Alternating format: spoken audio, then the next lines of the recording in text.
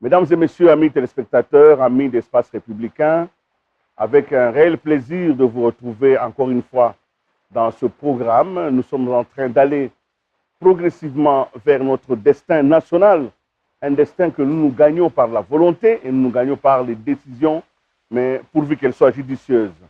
Nous avons deux sujets importants à débattre avec les éditorialistes ce soir. D'abord et avant tout, vous avez tous suivi la 112e session générale de l'Assemblée générale des Nations Unies. New York avait réuni plus de 90 chefs d'État qui sont venus chacun et à son tour parler de sa vision de la marche du monde, mais aussi des efforts fournis par son pays, non seulement pour régler les problèmes de son pays, mais régler aussi la question internationale. C'est donc une session qui a été fortement médiatisée.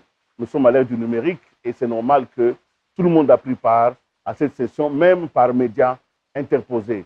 Notre pays a été représenté par son autorité numéro 1. Le président de la République, Joseph Kabila, y était et il a tenu donc un discours que vous avez tous suivi. Nous reviendrons sur ce discours et sur les alentours, les discussions et peut-être, pourquoi pas, un début de polémique autour de retombées de ce discours. Nous avons aussi vécu cette même semaine un moment important dans un pays voisin, l'Angola. Nous faisons à peu près plus de 2000 km de frontières. Les Angolais et les Congolais, c'est la même souche culturelle. Et d'ailleurs, nous traversons la frontière pour aller en Angola, comme eux, ils traversent pour venir ici, c'est les mêmes peuples. L'Angola a vécu une partie importante de son histoire par l'investiture du nouveau président João Lourenço, qui a remplacé le doyen Dos Santos. C'est donc un événement important qui intervient dans la sous-région et qui intervient aussi dans un moment où l'Angola est confronté, comme d'ailleurs la plupart de nos pays, à une situation économique difficile. Nous allons revenir à ce deuxième problème qui est lié au premier parce que c'est la vie des nations. Nous sommes donc bel et bien aujourd'hui dans le fonctionnement des nations, les rapports entre les différentes nations. Nous sommes là avec les amis, les éditorialistes. Nous voudrons resaluer nos voyageurs. Ils sont revenus de Chine. Je crois que quelques mots de chinois ont traversé Freddy, que je salue, qui revient de Chine. Bonsoir Freddy.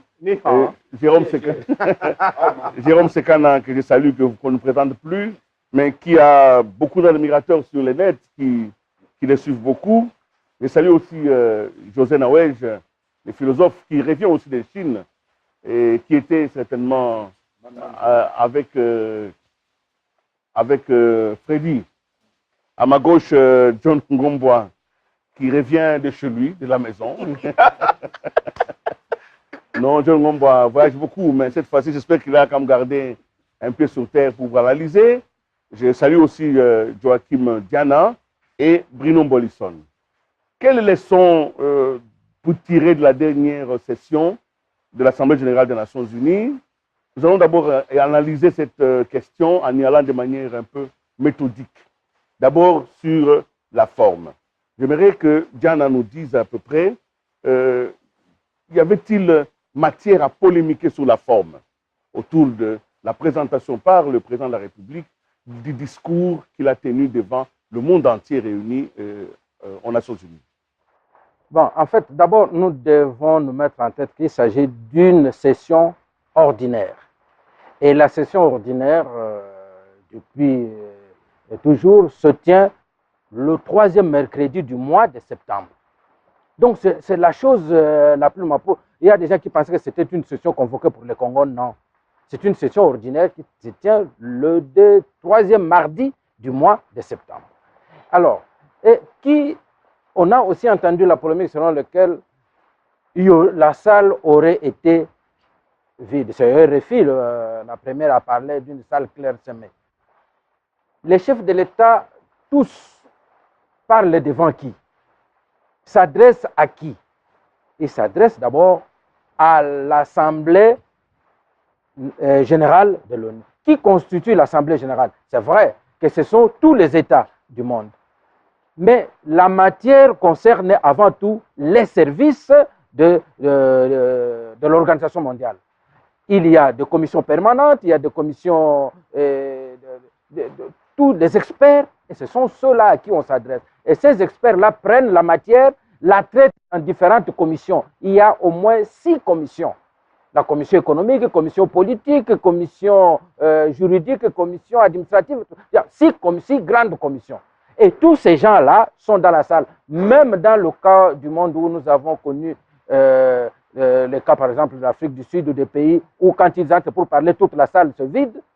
Mais ils ne parlent pas à ces gens qui sont partis. Ils ne parlent pas à ceux qui sont venus, mais ils parlent à l'ONU. Les experts de l'ONU prennent note et ils vont traiter les questions que celui qui a parlé a soulevées. Et ce sont ces problèmes-là qui vont susciter des décisions. C'est l'Assemblée générale. Et à l'Assemblée générale, on ne prend aucune décision. On traite tous les dossiers possibles. Même quand les experts traitent un dossier et qu'on arrive au fait que cette question-là amène à une décision, on renvoie la question au Conseil de sécurité. Donc l'Assemblée générale n'est là que pour traiter ce... Et on s'adresse à tous ces experts et tous étaient là. Et pourquoi on a dit que, par exemple, que lorsque le président de la République a parlé, c'est vrai qu'il y a eu quelques délégations qui étaient déjà parties. Et selon l'explication que nous avons reçue, c'est que le président n'était pas là au début du sommet. Beaucoup de délégations ne l'ont pas vu dans le couloir. Il y a même ceux qui disent non, il ne vient pas. Bien que programmé pour parler, mais on ne le voit pas dans le couloir. Donc, quelques délégations sont parties. Et pourquoi beaucoup de délégations partent? Parce qu'en fait, depuis 1946, on n'a pas réussi à déterminer que la session ordinaire dure autant de jours. Non. C'est au fur et à mesure qu'il y a des problèmes. Et alors, c'est pourquoi vous allez constater que, puisque ça dure longtemps, beaucoup de grandes personnalités n'y restent pas tout le temps. Et c'est pourquoi chaque pays membre a au moins 5 membres. Même si vous votez, ils n'ont qu'une seule voix. Mais tous, ils ont au moins 5 membres. Ce qui veut dire que les délégations peuvent partir. Mais ces pays-là sont représentés au sein de l'Assemblée générale par leurs experts qui vont entendre et qui vont faire rapport à leur... Et c'est ça, le Merci beaucoup, Diana, de cette première explication. Y a-t-il un complément, José? Oui, le complément. Moi, j'ai été, disons, je n'utiliserai pas un gros mot par cette polémique. C'est une polémique qui doit en partie à l'ignorance ambiante. C'est quoi le problème aux Nations Unies? Aux Nations Unies, en dehors des 5 grands, c'est-à-dire les permanents, et de quelques chefs de l'État, quelques chefs d'État dont l'action participe de la géopolitique mondiale. En dehors de cela, généralement, tous les autres chefs d'État, ce n'est pas une injure, parlent dans une salle plus ou moins clairsemée. L'essentiel, c'est comme Diana le dit, ce n'est pas l'assistance qui est là, c'est la substance du message. Et en fait, on s'exprime sous la forme urbi et orbi. On s'exprime davantage à la communauté internationale éparpillée qu'à la salle qui est là. Premièrement, Willy. Deuxièmement, si nous prenons l'époque Mobutu, Mobutu a fait le plein pour parler populaire en 1973 lors du conflit israélo-arabe. Parce que là, la géopolitique mondiale exigeait que la RDC, le Zaïre de l'époque, un grand pays d'Afrique noire, se positionne face à Israël et aux pays arabes. Le fameux entre un frère et un ami, le choix est clair. Là, la salle était pleine parce qu'il y avait un problème de géopolitique d'une extrême, disons, gravité. Mais en règle générale, ce n'est pas nouveau. Vous avez vu le président Sassou, vous avez vu beaucoup de présidents parler dans la salle qui n'était pas pleine. Je crois que ça, on le doit plus à l'ignorance qu'à autre chose.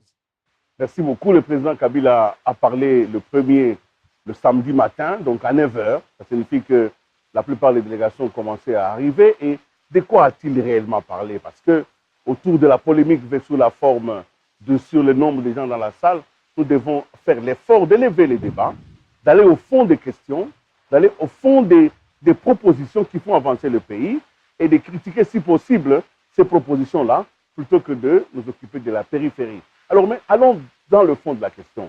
Je voudrais demander à Bruno Bolisson, vous avez suivi le président Joseph Kabila, si il vous est demandé de faire un peu une forme d'analyse du fond du message, qu'est-ce que vous avez retenu de ce message?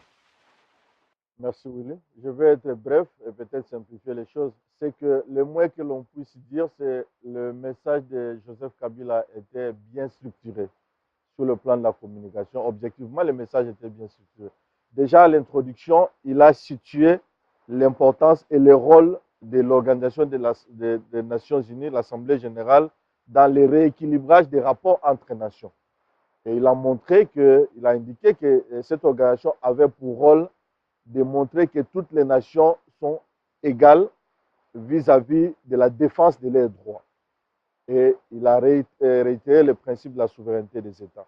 Mais maintenant, dans le contenu, là où j'ai dit que le message était cohérent, c'est que du début à la fin, on a senti que le président de la République s'est placé face à un public international. Donc, ce n'était pas forcément des questions de politique interne qu'il est allé exposer devant la tribune des Nations Unies. Il s'est focalisé plus dans des questions qui avaient des orientations ou des jaillissements internationaux. Il dit que le pays traverse une crise qui est consécutive à la crise mondiale des années 2008 et 2009 qui se prolonge, avec chez nous les effets de la baisse des coûts des produits de matières premières. Ça explique la précarité sociale, entre guillemets, que le pays traverse. Mais il a mis également l'accent sur les efforts du gouvernement dans la maîtrise de la sécurité nationale. Et là, vous avez vu que pour la première fois, la réalité, l'actualité socio-sécuritaire dans les Kasaï a pris un peu de la hauteur par rapport à l'actualité de l'Est, où le président a essentiellement souligné les efforts qui sont faits dans le sens de réduire sensiblement le volume des agressions contre la femme. Et dans les Kasaï, il a montré que c'était un mouvement mystico-politique à tonalité terroriste. Et il a également montré qu'il y a eu des actes plus ou moins terroristes dans d'autres grandes villes, notamment à Kinshasa, qui sont de nature à réduire, à mettre à mal les efforts qui sont fournis dans le sens de trouver un consensus national qui permettra à ce qu'on aille rapidement les élections. Mais il y a la phrase qui a fait tache d'huile, c'est-à-dire sur laquelle les gens se sont plus accrochés, c'est que le processus électoral est désormais irréversible, avec notamment l'enrôlement de plus de 42 millions d'électeurs de la CENI. Et ce processus étant irréversible, la population congolaise avec le gouvernement est mobilisée pour être orientée vers les élections, mais tout cela sans ingérence extérieure et sans dictat. Et là, c'est-à-dire que, comme j'ai dit, le message du début à la fin, il est resté courant. Il a réaffirmé que pour ce qui est des questions de politique nationale, il appartient aux Congolais de régler seuls leurs problèmes. Collaboration, oui. Coopération internationale, oui. Ingérence et dictat, non.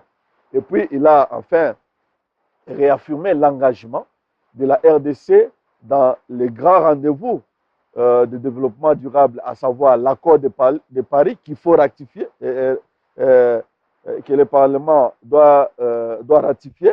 Je crois que c'est l'essence d'ailleurs de la session, la plénière de l'Assemblée nationale qui est convoquée dans quelques heures, où la matière qui est attendue, c'est justement l'accord de Paris qui doit être ratifié par le Parlement, et le gouvernement a été sommé de faire vite. Sinon, la RDC va rater les bénéfices que vous connaissez qui entourent l'accord de Paris, surtout en ce sens que la RDC, c'est pratiquement la deuxième réserve mondiale forestière après l'Amazonie et juste avant le Bornéo-Mekong. La RDC doit justifier sa place, mais également les efforts qui sont faits dans la lutte contre le terrorisme. Vous savez, vous avez même dit que la RDC occupe une place stratégique en Afrique. Donc, il est impensable d'imaginer une stratégie mondiale ou africaine de lutte contre le terrorisme sans que la RDC s'implique. Merci beaucoup. Résumer le message. Merci beaucoup. Je vais peut-être sur un autre aspect qui vous a touché, par rapport au message de fond. Est-ce que le président a fait avancer la question mondiale, a fait avancer la compréhension de l'enjeu congolais, ou bien le président simplement une bonne volonté exprimée simplement? Qu'est-ce que vous avez Je tiens à dire que New York, c'est quand même les hauts lieux de la manipulation mondiale. C'est là qu'il y a tous les tireurs de ficelles qui manipulent le monde. Et moi, je pense que les discours du président, c'est d'abord adressé aux manipulateurs, aux tireurs de ficelles dans l'ombre, pour affirmer que la RDC n'a pas l'intention de prêter les flancs aux manipulateurs. Parce qu'on a vu comment ça grouille dans le couloir de New York. Alors, en plus, le président a fait prévaloir le rôle que la RDC peut et va jouer sur le plan international comme un acteur majeur de la scène internationale. Parce que il y a une forme de chosification du pays qu'on relègue au rang d'objets et non plus sujets, et non plus acteurs. Donc, ces discours-là, c'est adressé aux manipulateurs pour leur dire, écoutez, nous sommes maîtres de notre destin et nous n'allons pas prêter les flancs aux manipulations. Quoiqu'il y ait des connexions en interne, c'est-à-dire la question des politiques intérieures, comme la question des élections, il était nécessaire qu'il puisse l'évoquer, même s'il a fait de manière sommaire. Je n'ai pas eu vraiment l'impression qu'il était allé s'étendre là-dessus. Mais par contre, il y a la question de la sécurité interne de la RDC, où se trouvent mêlées les Nations Unies, et qui pose problème. La présence des Nations Unies en RDC pose problème. On ne se rend pas compte, ça fait quand même 20 ans qu'elles sont là, mais on ne sait pas très bien analyser ou apprécier l'intérêt pour la population de cette présence-là. Donc, sur cette question-là, j'aimerais poser un peu la question à tout le monde. Parce que le président Kabila a dit aux Nations Unies que la présence quand même, près de 20 ans passés dans le pays, les Nations Unies devraient quand même envisager un retrait de ces troupes. Et 48 heures après, il y a eu quand même une réponse des Nations Unies par rapport à la MONUSCO, réponse qui voulait dire nous serons là tant que les besoins se feront sentir. Est-ce que nous pouvons dire que nous allons vers un cloaque entre le Congo et la MONUSCO? Non, je pense qu'il y a eu une résolution. La dernière résolution a prévu qu'il y ait un débat au mois de mars prochain sur les retraits des casques bleus. Donc, le fond du problème qui s'est posé aux Nations Unies, à l'Assemblée, c'était que l'Amérique a proposé la réforme des Nations Unies. L'Amérique pense que ça coûte trop cher et puis il n'y a pas beaucoup de résultats. Ce n'est pas efficace. Et dans cette comment dirais-je, dans cette réforme, on sera obligé de revoir à la baisse les casques bleus. Donc, le président était bien informé. Il a posé très clairement que les Nations Unies doivent partir. Ce n'est pas parce que le Congo a des difficultés, c'est parce qu'il n'y a plus d'argent. Et je me rappelle. Très bien. Vous allez revenir tout à l'heure, mais donnez la parole à Diana. Rapidement. Hein? Oui, je voulais ajouter ce que Freddy a dit. Le président est allé dans le même sens que Trump pour montrer que ça ne sert à rien de gaspiller beaucoup d'argent pour une mission qui n'est pas efficace. Et par rapport aux objectifs à atteindre. Mais nous constatons que partout où les missions des Nations Unies se sont éternisées, ils se sont terminées par des drames. Ou alors on constate qu'il y a certaines missions des Nations Unies qui ont comme objectif de changer la situation. Je prends le cas d'Israël. Les Britanniques qui avaient le mandat sont partis et laissant Palestiniens et Israéliens s'entredéchirer le pays divisé. Au Rwanda, la Minoire est partie au moment où elle a constaté que maintenant l'FPR était en bonne position. Ils se sont retirés, laissant l'FPR à la position déjà occupée. Nous allons en Corée, c'est pour que le pays se divise. Qu'est-ce qu'on veut au Congo? Que la MONUSCO parte au jour où elle constatera que tel objectif qu'on voulait atteindre, tel parti est en position d'occuper pour partir. Parce qu'il n'y a aucune mission de l'ONU qui a vocation à rester éternellement dans un pays. Diana, ce n'est pas possible. Nous sommes toujours dans le premier sujet. Nous rentrons dans les Nations Unies que John Ngombo a appelé le lieu de grande manipulation. Mais nous reprenons toujours les périples du président Kabila. Et nous voyons quand même dans le couloir et dans les audiences qu'il a quand même reçu quelques figures assez particulières. On pensait quand même que le Congo était banni du plan de nation, le régime en place ici était honni et qu'aucune audience ne pourrait être accordée. Mais nous voyons comme le président, il reçoit le Premier ministre belge, il reçoit le président Alpha Condé, il reçoit George Soros et il reçoit évidemment la procureure générale la procureure de la CPI, Bensouda. Quel décryptage vous en faites, Freddy? Est-ce que c'est le retour du Congo dans les calculs onusiens ou bien il y avait un message précis que l'on voulait faire passer au président de la République par ces hommes ainsi reçus? Bon, je pense que notre pays pèse beaucoup. Le Congo, depuis 1885, c'est un pays qui est au centre des enjeux du capitalisme occidental prédateur. Aujourd'hui, ce capitalisme est en crise. Il y a des mutations économiques, des mutations géopolitiques. Je pense qu'il était intéressant de voir le président pour comprendre quelle est sa vision sur du Congo dans le monde.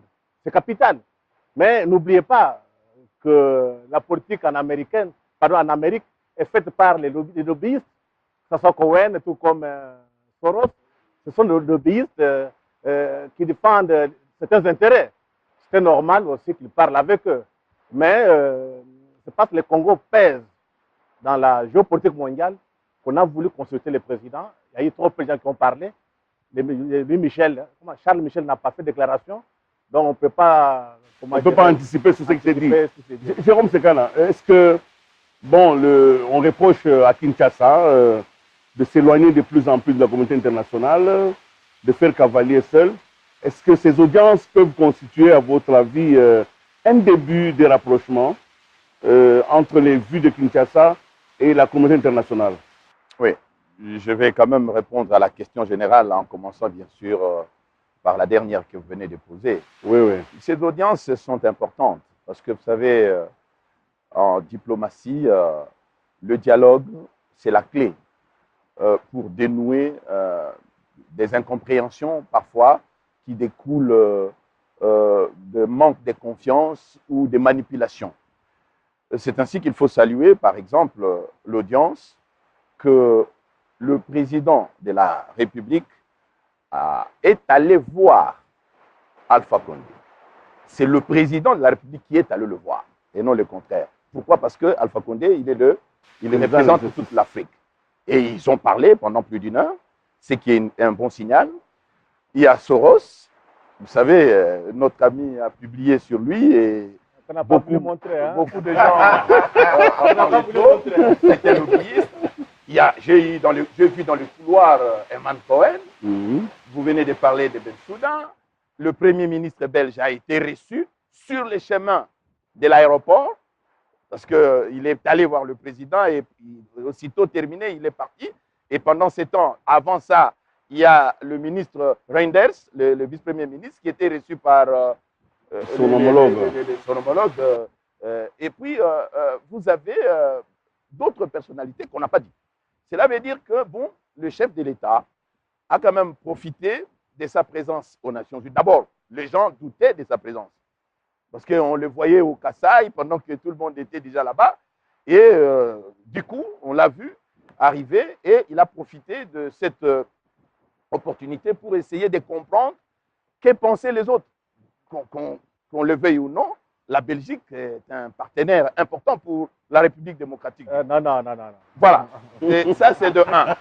De deux, pour répondre maintenant, pour répondre à la première question, moi, j'ai 4 petites observations. D'abord, je constate que le président Kabila a respecté le timing. Il a prononcé son discours dans les délais. Il n'a pas débordé comme le président américain Trump, tout comme le président français qui sortait deux fois de son discours. C'est une petite discipline que j'ai saluée. C'est bien. À ce stade-là, il ne faut pas mettre mal à l'aise le président parce qu'il ne peut pas arracher la parole à un président. C'est ce qu'on voyait Kadhafi à l'époque, Mobutu, s'étendre, tout ça. Bon, ça c'est quand même quelque chose de bien. Deuxièmement, il y a une phrase que le partenaire au développement, ainsi que nous tous, nous attendions, c'est sur l'organisation des élections. Quand il dit que la marche vers les élections est irréversible et que la RDC est ouverte à l'assistance, mais sans ingérence. C'est quelque chose de très important dans la mesure où, concrètement parlant, au niveau de la République démocratique, sur le plan économique, nous avons des difficultés. Alors que avant le discours du chef de l'État, vous savez, il y avait une réunion en marge, bien sûr, des assemblées générales, qui, au cours de cette réunion-là, on a parlé de la République démocratique du Congo. Et il y avait même une polémique autour de cette réunion ici. Et il en est sorti 2 grandes résolutions, demandant à la CENI de publier rapidement les calendriers consensuels, mais également, il a été décidé qu'on reste, bien sûr, dans le respect de la Constitution, mais également de l'accord de la Saint-Sylvestre. Avec ces 2 éléments-là, on comprend tout de suite que la communauté internationale a besoin de ce pays hautement stratégique. Parce qu'il ne faut pas rêver, nous sommes le coffre-fort du monde. Toutes les grandes puissances, même celles qui ne nous aiment pas, rêvent d'avoir une mainmise ici parce qu'on ne peut pas devenir ou demeurer une grande puissance économique à travers le monde quand on n'a pas les minerais. Et c'est ici où, en tant que coffre-fort, tout le monde a les yeux tournés. Alors, comme nous sommes en train de préparer les élections et entendre le président Kabila dire que la marche, l'organisation des élections est irréversible, cela donne des gages et c'est un message qui se connecte aux résolutions de la réunion qui s'est tenue en marge de ces assemblées-là et qui peut permettre aux partenaires au développement de pouvoir attendre de pied ferme la publication du calendrier électoral, du calendrier consensuel et qui peut amener ces partenaires-là à délier le cordon de la bourse. Donc voilà la manière dont j'ai compris les choses et il faut saluer ici le fait que, bon, la République démocratique du Congo, c'est un enjeu de taille au niveau de l'Afrique, mais également au niveau mondial. L'insécurité en République démocratique du Congo peut avoir des répercussions graves dans toute la sous-région. Merci beaucoup, Jérôme Sekana. Alors, José va prendre la parole, en même temps que je pose une question pour le réchauffer un peu. La question du Congo, avec ses rapports avec les Nations Unies, ça va dépendre principalement de la compréhension par le secrétaire général des Nations Unies de cette question-là. Parce que c'est lui qui fait rapport au Conseil de sécurité. Alors, est-ce que vous pensez que Antonio Guterres, le nouveau secrétaire général des Nations Unies, peut jouer un rôle positif dans, l'irréversibilité dont on a parlé des élections, mais surtout aussi dans le jeu que la MONUSCO peut jouer pour pouvoir s'impliquer dans ce processus électoral. En fait, peut-il changer quelque chose, lui, Antonio Guterres? Bon, en posant la question, Willy, vous y avez quelque peu répondu. Il ne faut pas qu'on surestime le rôle du secrétaire général. Depuis que l'ONU est ONU, le secrétaire général, en réalité, c'est comme le coordonnateur de l'action des Nations Unies. Mais le vrai pouvoir de l'ONU, c'est le Conseil de sécurité. S'il faut encore descendre, c'est le 5 permanent. Ce n'est pas très démocratique. Il y a beaucoup de nations qui se battent depuis un certain temps et des continents pour qu'ils aient voix au chapitre aussi. Bon, cela dit, Antonio Guterres a été un peu aussi le choix de l'Afrique. Pourquoi? Parce que c'est un secrétaire général qui est passé par le HCR, qui a été longtemps patron du HCR. Donc, il a un rapport concret aux problèmes africains notamment, aux problèmes plus globalement des pays en développement. Il a un rapport concret aux difficultés que rencontrent les Africains, pas les citadins que nous sommes, mais en tout cas les vrais Africains qui vivent dans le monde rural et ces Africains qui sont au contact, qui sont en proie aux affres de guerre, etc., etc. Ça a beaucoup joué et ça va jouer dans le pragmatisme dont il fait déjà preuve depuis qu'il est là depuis quelque temps. Il va faire bouger les lignes de ce point de vue-là. Mais encore une fois, il le fera, mais au-dessus de lui, il doit compter avec le Conseil de sécurité. Mais il y a une dynamique, Freddy l'a dit tout à l'heure, c'est que vous avez un Trump qui c'est un cycle aux États-Unis, c'est un président plutôt introverti, plutôt, j'allais dire, tourné vers les États-Unis, donc introverti, protectionniste. Donc ce n'est pas un président qui a vocation vraiment à s'intéresser outre mesure à ce qui se passe ailleurs. C'est un président, le mot vient, qui s'occupe essentiellement des problèmes domestiques et il a été élu pour ça. On ne peut pas lui en vouloir. Mais la question fondamentale, notre ami John l'a effleuré et Freddy aussi, la question fondamentale, ce n'est pas que on ne peut pas se passer du Congo. C'est un pays qui est au centre. On nous en raconte ça depuis qu'on est enfant, que c'est la forme du revolver, dont la gâchette, etc. Tout ça, nous savons. Mais le problème, notre drame, c'est que depuis 1885, c'est-à-dire depuis le partage de l'Afrique, eh bien, nous n'avons jamais été sujet de l'histoire. C'est ça le vrai enjeu. L'enjeu n'est pas de dire, ah, le Congo dans la géopolitique. Mais dans cette géopolitique mondiale, est-ce que le Congo agit? Le Congo n'agit pas, le Congo subit. Le Congo est comme une variable d'ajustement, tout simplement. Le Congo doit cesser, c'est une interpellation à nous tous, nous devons cesser d'être invariables. Ah, nous avons rencontré. Mais quel est notre discours? Qu'est-ce que nous apportons dans ce monde en mutation? Est-ce que nous avons déjà articulé notre discours en disant, nous voulons ça, ça, ça? Ce n'est pas les autres qui doivent vouloir pour nous. De ce point de vue, on ne l'a peut-être pas évoqué sous cet angle-là aussi. Quand le président, ce n'est pas la première fois, déjà depuis 3-4 ans, le Kinshasa appelle au début du retrait des forces onusiennes, de la MONUSCO en l'occurrence. Mais c'est justement parce que dans les allées du pouvoir, il y a un courant, je dis bien un courant, souverainiste, qui estime que l'heure pour que les Congolais prennent leurs choses en main a enfin sonné. C'est un débat, ce n'est pas un débat cosmétique, c'est un débat essentiel. La question aujourd'hui, c'est de savoir, nous avons été à l'ONU, nous sommes partout. Est-ce que partout où nous sommes, nous y allons avec un discours à nous pour être sujet de l'histoire, ou nous y allons pour que nous soyons l'objet des différentes réunions? Merci. On ne peut pas rentrer sur ce sujet. Non, non, je voulais ajouter vraiment un petit mot sur ce sujet. Vraiment, vous prenez trop la parole. On va rater pour la deuxième partie. Une seule seconde pour dire pour dire à José que c'est vrai. Nous sommes déjà allés à l'ONU avec notre discours. Souvenez-vous du discours de Lumumba. Nous sommes déjà allés à l'ONU avec notre discours. Souvenez-vous du discours de Mzee Laurent. Nous y amenons notre discours.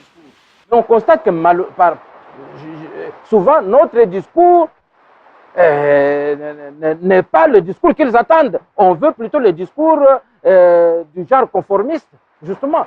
Mais notre discours, ce n'est pas que nous avons la capacité d'amener notre discours. Nous l'amenons. Et quand Joseph Kabila dit nous l'allons pas non, Diana, peut-être tu m'as mal saisi. Ce n'est pas ce que je dis. Nous devrions être en mesure d'influer sur le cours de l'histoire. Mais quand Lumumba, justement, que tu cites, dit notre histoire ne sera pas écrite, etc. Mais nous sommes désolés, notre histoire continue à être écrite en dehors du pays. Ça devrait plutôt nous interpeller. Mais ce n'est pas que nous manquons de discours. Oui. Le discours est là. Magnifique. Je voudrais dire tout simplement ceci. Antonio Guterres n'a pas une grande marge de manœuvre à 3 niveaux. D'abord, il arrive au moment où le président américain, l'actuel locataire de la Maison-Blanche, décide de diminuer la participation des États-Unis, qui est le premier sponsor des Nations Unies, de diminuer le budget. Avec comme conséquence, les Nations Unies se trouvent un peu en perte de vitesse dans plusieurs projets à travers le monde. Deuxièmement, les États-Unis ne demandent pas seulement la réduction des dépenses, mais demandent l'efficacité des Nations Unies avec des réformes qui dictent. C'est ce qui explique le fait que la veille de l'ouverture solennelle des assemblées générales, vous avez vu Trump et Guterres tenir une conférence de presse. Et puis, vous avez les 5 permanents qui ont tous le droit de veto. Et en plus, vous avez les conseils de sécurité qui peut se passer. Parce que là, c'est la géostratégie internationale qui joue, c'est la politique, la haute politique. Donc, c'est pour cette raison, vu tous ces enjeux-là, la tâche n'est pas facile. Antonio Guterres n'a pas la marge de manœuvre assez importante pour faire passer ce qu'il veut. Merci. Nous aurons rendu justice à cette session, la 72e de l'Assemblée générale des Nations Unies, en ayant refait le chemin des discours, celui prononcé par les autres présidents des États, mais surtout par le nôtre qui est allé représenter le pays. Mais le pays, c'est aussi la RDC avec ses voisins, et le voisin, c'est l'Angola. L'Angola qui vient de vivre quand même, après 38 ans, un changement à la tête du pays. Dans cette même investiture qui s'est déroulée il y a quelques jours, le Congo, notre pays, a été représenté toujours par le président Kabila. Alors, nous allons essayer de rendre hommage à ce pays voisin en essayant de comprendre à la manière des journalistes, à la manière des historiens du présent, quels sont les enjeux qui attendent ce pays, mais surtout son impact par rapport au nôtre. Mais d'abord, première chose, c'est le nouveau président Joao Lourenço. Qui est-il? Et pour le connaître, je me tourne un peu vers John Ngomboa. Il vient d'où? Comment cet homme a eu la bénédiction? Qu'est-ce qui a fait qu'il soit là? Voilà. Le président Lourenço, c'est un apparatchik, un homme du système. Il a fait ses écoles politiques à l'époque de l'URSS et donc marxiste-léniniste. Ça ne s'invente pas. Voilà. Ah bon? Voilà. Alors, il a été étudié là-bas sous les armes. Voilà. Après, il a été reconverti en politique. Donc, il a fait toute l'ascension au sein du MPLA jusqu'à devenir secrétaire général. C'est quelqu'un qui a de l'ambition. Je crois que ça lui avait un peu coûté son poste. Oui. Lorsqu'il a exprimé son ambition de devenir président si jamais Dos Santos s'est retiré. Bon, mais par la suite, c'est quelqu'un qui a aussi été adoubé en interne et à l'international. En interne, parce que à un moment, le président Dos Santos avait été tenté de positionner un proche, mais la machine, et c'est ça la force des partis politiques, la machine du parti du MPLA a imposé Joao Lourenço. Mais à l'international aussi, c'est l'homme qui a rencontré, il n'y a pas longtemps, James Mattis, qui l'a adoubé, lui, en ce moment-là, ministre de la Défense, qui l'a adoubé un peu comme, on va dire, les gendarmes de la région des Grands Lacs pour les États-Unis d'Amérique et donc pour le monde. Donc, il est le gendarme des Grands Lacs et donc les Grands Lacs, la RDC comprise. Voilà plus ou moins le profil. Mais alors, parce que vous avez cité John Mattis, il faut dire c'est qui pour que on comprenne cette rencontre. Oui, mais ça, c'est le Pentagone. Ça, c'est où est le ministre de la Défense des États-Unis, bien entendu. Magnifique. Alors, Jérôme Sekana, l'Angola, aujourd'hui, avec la crise économique, comment est-ce qu'elle se présente? Joao Lourenço vient dans un pays, il prend les rênes, les coffres-forts sont peut-être vides, je ne sais pas. Quelle est la situation économique de l'Angola aujourd'hui?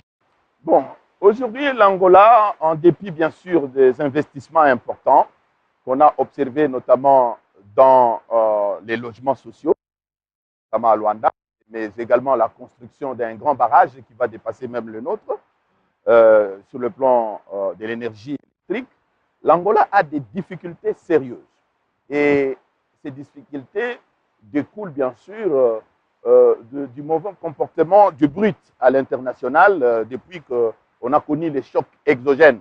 Et l'Angola ne s'est pas encore tiré de ces difficultés. Et ensuite, il a promis bien sûr de pouvoir de poursuivre le miracle économique, mais de combattre la corruption. Nous devons retenir que l'Angola a des sérieux problèmes. Il y a plus ou moins 180 milliards de dollars qui sont sortis et logés dans des paradis fiscaux sous José Eduardo dos Santos. Et on constate qu'il y a 70% de la population qui vit en dessous du seuil de la pauvreté, malgré cette manne pétrolière. C'est que les investissements importants, notamment dans les infrastructures de base, où vous avez les Chinois ont beaucoup fait, construit des immeubles, notamment dans Luanda et bien sûr les grands barrages auxquels je fais allusion. Donc l'Angola a un défi à relever, notamment à des le plan économique, parce qu'il faut d'abord essayer de remettre de l'ordre. Bien sûr qu'il ne va pas se départir de la politique de José Eduardo dos Santos, parce que quand bien même il a dirigé ces pays pendant 38 ans, mais il garde la main sur le parti. C'est lui, il reste le chef du parti. Et il faut dire que le nouveau président va diriger l'Angola sous l'ombre de José Eduardo dos Santos. Et ce n'est que peut-être après ce mandat, s'il brille ce mandat, qu'il pourra petit à petit se départir. Et si José Eduardo dos Santos l'a fait, parce que José Eduardo dos Santos veut préserver son avenir politique. Il a bien sûr accumulé, sa fille est la première femme la plus riche d'Afrique, vous le savez. Il a quand même, il veut garantir, après, tenez-vous bien, 4 décennies de guerre, et les plaies sont encore là, il faut penser, et il faut préserver la stabilité.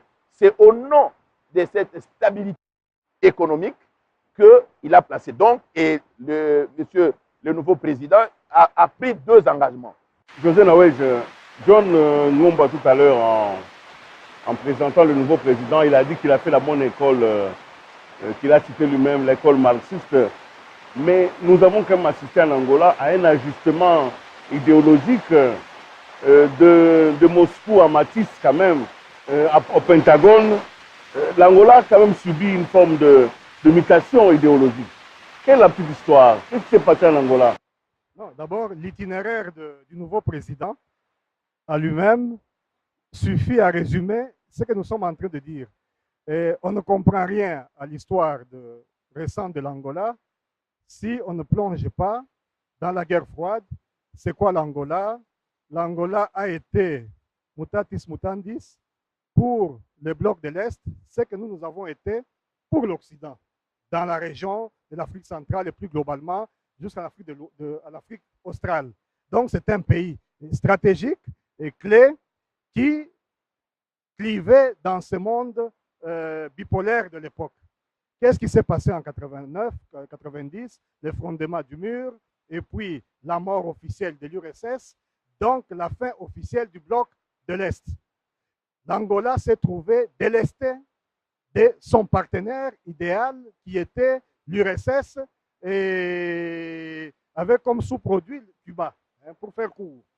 C'est à ce moment-là arrive le début de la réelle politique à Luanda. Qu'est-ce que Dos Santos a fait? Dos Santos avait son ennemi héréditaire et de tous les jours, son ennemi intime qui était Savimbi.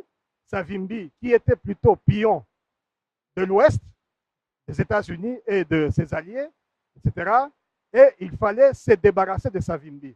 Pourquoi se débarrasser de Savimbi? Parce que Savimbi est arrivé même à occuper 3/4 du territoire angolais. C'était un chef d'État de fait, Savimbi. Pour s'en débarrasser, il fallait que Dos Santos fasse le même voyage que Savimbi avait fait, parce que Savimbi, au départ, était maoïste. Il ne faut pas oublier ça. Savimbi a fait SAMU bien avant Dos Santos. Et Dos Santos a fait le voyage stratégique vers l'Occident. L'Occident, vous l'avez par quoi? Par l'économique. On ne comprend rien à la politique si on ne voit pas les intérêts économiques. Les intérêts économiques, c'est dans le pétrole, c'est Golfe, c'est Elf Aquitaine. Donc, c'est l'axe Paris-Washington, plus Washington. Et la contrepartie, c'était que Dos Santos cède certains puits, ce qu'il a fait, y compris au Cabinda, dans l'enclave de Cabinda, et les Américains et les Israéliens lui ont permis de liquider Savimbi. C'est ça la petite histoire. Savimbi qui pensait naïvement, et c'est aussi une leçon pour nous Congolais, que l'extérieur pouvait faire éternellement son bonheur. Savimbi qui pensait que la guerre froide n'était pas finie. Savimbi qui pensait que les Américains et tous ses amis en Occident les soutenaient parce qu'il s'appelait Savimbi. Non, c'est parce qu'il les empêchait à l'époque. Il empêchait à l'époque l'expansionnisme soviétique vers l'Afrique australe, tout simplement. Mais il n'avait plus de rôle. C'est exactement le sort de Mobutu ici. Savimbi a été tué, et permettez-moi l'expression, comme un chien. Il a été abattu. Oui, bon, ça c'était un épiphénomène, on l'a localisé. Mais l'information, ce sont les Américains et les Israéliens qui ont donné. Et donc, c'est dans ce contexte que le régime angolais a fait plus qu'un aggiornamento idéologique, mais il a fait une mue idéologique. Et ça devrait nous effrayer quelque part. Pourquoi? Parce qu'aujourd'hui, au nom de la réelle politique, l'Angola veut consolider son rôle de gendarme de la région. Hier, l'Angola se disait, mes amis congolais d'ici, les amis congolais d'en face m'aident à contenir Savimbi, ou en tout cas, demain, on va le maîtriser. Mais la donne Savimbi n'est plus là, premièrement. Deuxièmement, autant on peut dire que Dos Santos, c'était un communiste du cru, autant on peut dire quelque part que Lourenço, vous l'avez dit, a été au département d'État avant. Donc, il ne faut pas croire qu'il s'est imposé comme ça directement. On peut croire qu'au niveau du parti MPLA, parce que là aussi, mon ami Jérôme, je crois que nous devions faire cet effort. Lourenço a été élu président parce que adoubé par le MPLA. Donc, ce serait inconséquent que Lourenço, une fois au pouvoir, que j'entends dire, ah, c'est ça, Dos Santos serait derrière pour ses intérêts. Non. Lourenço est le produit d'un parti politique. Nous n'avons pas cette culture, j'en conviens. Mais quand vous 38 ans de loyauté, oui, quand même, il a été testé. Non, non, de loyauté par rapport à la ligne du parti. Nous sommes dans le parti. Le président qui est élu, c'est le président du MPLA. C'est la politique du MPLA qu'il doit appliquer. Mais il s'est fait que le MPLA a un président qui s'appelle Dos Santos. Vous comprenez? C'est la primauté du parti. Aujourd'hui, je termine par là, Willy. Quand vous êtes Zuma, Zuma est à la tête de l'État sud-africain. Mais Zuma est président sud-africain parce que l'ANC l'a voulu. Donc Zuma ne peut pas faire une autre politique que celle de l'ANC. Merci beaucoup, José, de ces informations. Ce qui m'amène, Diana, à me poser une question clé. Avec la mue idéologique, avec la réelle politique, l'Angola est encore un allié de Kinshasa. Peut-on aujourd'hui compter sur l'Angola comme un allié sûr et certain dans la mise en place de notre propre politique sous-régionale? Ou bien il faut être quand même prudent? Qu'est-ce que vous en pensez? Oui, entre États, il n'y a pas d'amour comme tel. Il y a les intérêts à sauvegarder. Ce qui veut dire que lorsque vous avez un partenaire, quel qu'il soit, vous devez être sur vos gardes. J'avais causé avec Fidel Castro qui avait dit sa plus grande erreur de sa vie, c'est d'avoir cru qu'un jour que l'Union soviétique pouvait disparaître. Parce que quand l'Union soviétique disparaît, il se retrouvait sans ressources, sans budget. Il a fallu maintenant recourir. Donc, en politique, il ne faut jamais dire que cet ami-là est irréversible. Je voulais dire sur un discours occidentaliste que j'ai entendu, heureusement, José l'a déjà écarté, pour dire que le nouveau président angolais va suivre la ligne du parti. Et si le président du parti s'appelle Eduardo Dos Santos, ce ne sera pas sous la coupe d'Eduardo Dos Santos, mais sous la coupe du parti. C'est ça le fonctionnement normal d'un parti politique. Donc peut-être que l'Angola, pour se battre, pour avoir son indépendance, il a eu besoin de Cuba. Et pendant ce temps, Pentagone le combattait. Pentagone armait sa vie à partir du Zaïre de Mobutu pour le combattre.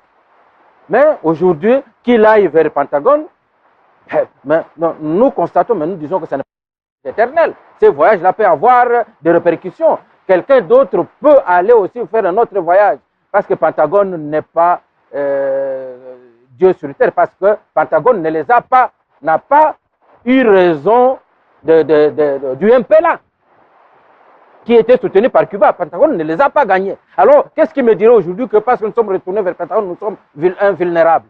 Non, même ayant vers Pentagone. Tout comme vous allez constater que le pétrole angolais vers les États-Unis d'Amérique, vers Israël. Mais pour sur les logements sociaux, c'est la Chine. Alors, ce sont des politiques, des incohérences dont il faut tenir compte. Et le président Kao, qui a été un militaire, qui a été un politique affaibli, il sait ce que c'est le prix de la paix. Il sait ce que c'est avoir de partenaires sécurisants. Il sait aussi qu'autant il peut être nuisible pour la RDC, autant la RDC peut être nuisible. C'est-à-dire tout ce que aujourd'hui l'Angola est plus ou moins prospère parce qu'il y a la paix. Pourquoi? Parce qu'il y a la paix aux frontières, plus de gens qui lui fomentent des coups. Mais si il insécurise la RDC et que la RDC l'insécurise, il n'aura plus la même prospérité. La même prospérité. Donc, il n'y a personne qui a le monopole d'insécuriser les autres. J'entends au Congo ici une certaine classe politique. Ah, l'Angola. Mais l'Angola n'a pas le monopole de l'insécurisation des pays voisins. L'Angola peut aussi être insécurisé et c'est pourquoi tous les pays ont intérêt à coopérer, à préserver la paix. Et je pense que ancien militaire, politique avéré, le président Joao ne fera pas la folie, même si il est poussé par Pentagone. Moi, ça ne m'effraie pas tellement se viser vers Pentagone. Pentagone a déjà été vaincu dans certains milieux. Même l'MPLA a vaincu Pentagone. Il a fallu que Pentagone, maintenant à genoux, retourne. C'est Pentagone qui a tourné Kazakh pour rejoindre l'Angola. Merci beaucoup. Bruno, nous allons finir cette partie avec vous, avant que je n'aborde vraiment un aspect pour terminer. Mais moi, je n'ai pas encore parlé. Vous allez parler. Vous appelez pas pour l'Angola. Oui, beaucoup. Beaucoup parler aujourd'hui. Je vous ai réservé une place de choix.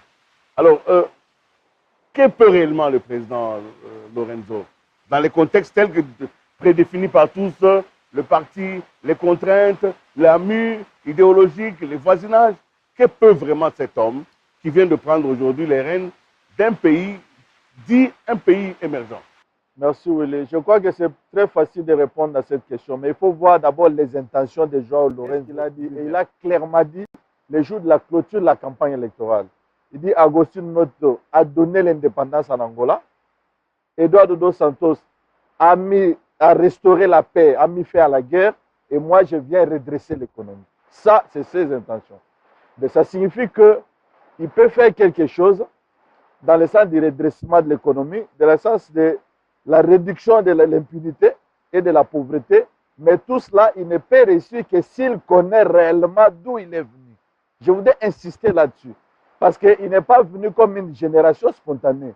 Il est du parti, mais il a été dauphin d'Eduardo dos Santos. Disons les choses de manière claire et de manière pudique. Il a été dauphin, il a été présenté par Eduardo dos Santos des mois avant. Et il a été préparé pour ça. Et ce n'est pas pour rien, il n'a pas été que secrétaire général d'IMPLA, il a été vice-président d'IMPLA, je suis d'accord avec les amis. Mais il ne doit pas oublier d'où il est venu. Ça signifie quoi?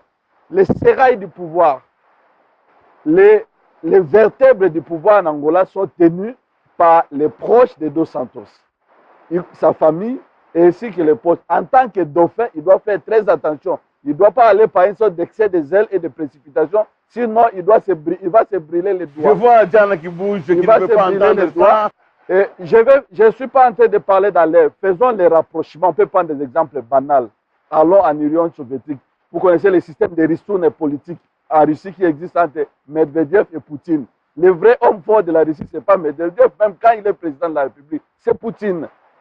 Nous pouvons aller au Gabon, même s'il y a des proportions limitées. C'est différent des États-Unis. George Bush fils, ce n'est pas George Bush le père, ça n'a rien à voir.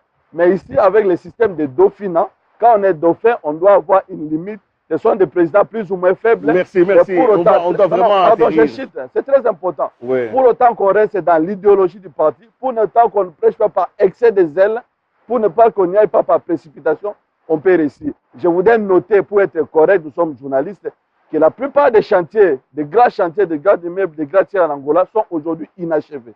Parce que les cours du pétrole ont chuté, les Chinois sont partis, il a un grand défi la manne a baissé. Et rééquilibrer.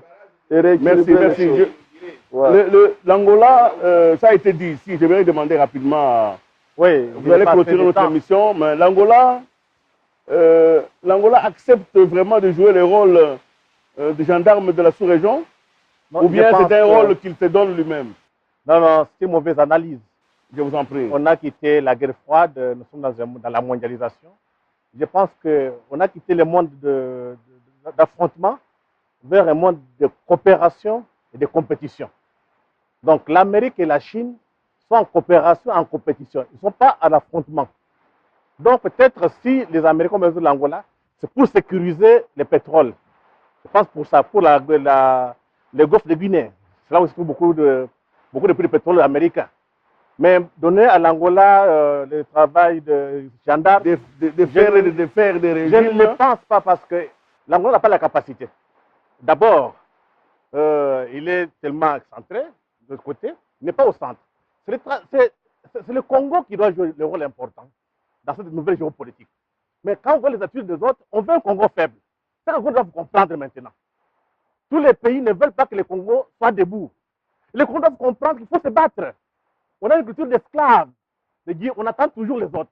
Donc, que ce soit l'Amérique, que ce soit notre puissance surtout occidentale, ils ne veulent pas que le Congo soit debout. Donc, ce Congolais de construire un Congo fort, un Congo qui va permettre à l'Afrique d'être debout. Parce que demain, ceux qui vont compter dans ce monde en mutation sont des grands ensembles.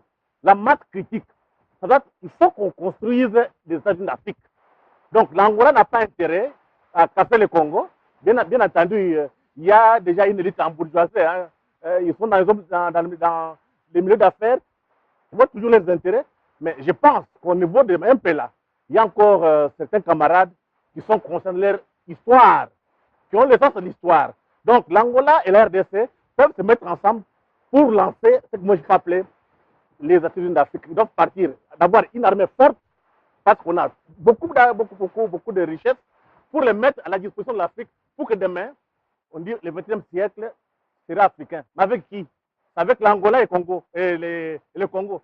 Si l'Angola et le Congo ne se mettent pas ensemble, il n'y a pas d'avenir pour l'Afrique. Il n'y a pas aussi meilleure conclusion à cette émission que les propos de Freddy Mulumba.